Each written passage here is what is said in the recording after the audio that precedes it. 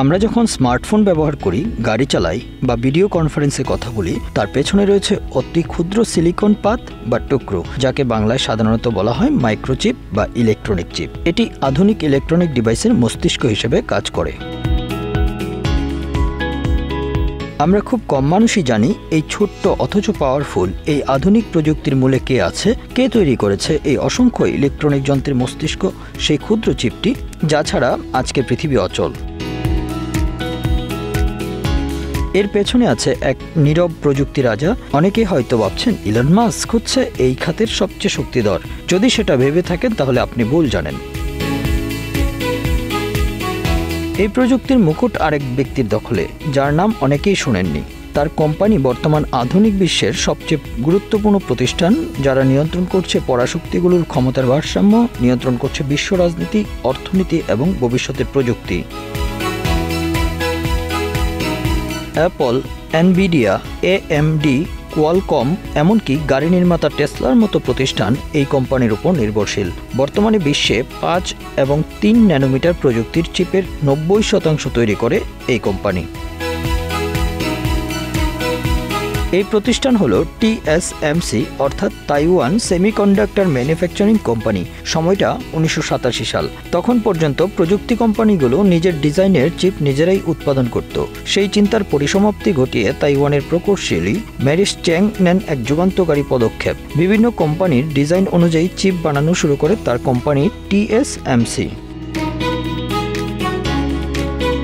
এই মডেলকে বলা হয় পিওর প্লে ফ্রেন্ডলি মডেল, যা একেবারেই নতুন। TSMC কখনো নিজস্ব পণ্য তৈরি করে না। তারা গোপনে নির্ভরযোগ্যভাবে গোপন ডিজাইন অনুযায়ী প্রতিটি গ্রাহকের জন্য আলাদাভাবে চিপ তৈরি করে। এই নিরপেক্ষতা ও নির্ভরযোগ্যতা তৈরির ফলে TSMC হয়ে ওঠে সবার পছন্দ। বর্তমানে এই কোম্পানি আধুনিক বিশ্বের সবচেয়ে ছোট, সবচেয়ে জটিল চিপ তৈরি করে। আগামীতে 2 ন্যানোমিটার চিপ বানানোর কথা ভাবছে তারা। এই চিপগুলো ব্যবহার করা হয় স্মার্টফোন, ল্যাপটপ, আর্টিফিশিয়াল ইন্টেলিজেন্স বা কৃত্রিম বুদ্ধিমত্তা, সামরিক প্রযুক্তি, স্পেস রকেট, ইন্টারনেট সার্ভার, এমনকি ইলেকট্রিক কার, সবখানে। 2014 সালে অ্যাপল তাদের নিজস্ব A সিরিজ চিপ তৈরির দায়িত্ব দেয় TSMC-কে। এখন প্রতিটি আইফোন, আইপ্যাড, এমনকি ম্যাকবুকের চিপ TSMC তৈরি করে। এই প্রতিষ্ঠানটি অ্যাপলের সবচেয়ে গুরুত্বপূর্ণ উৎপাদন সঙ্গী।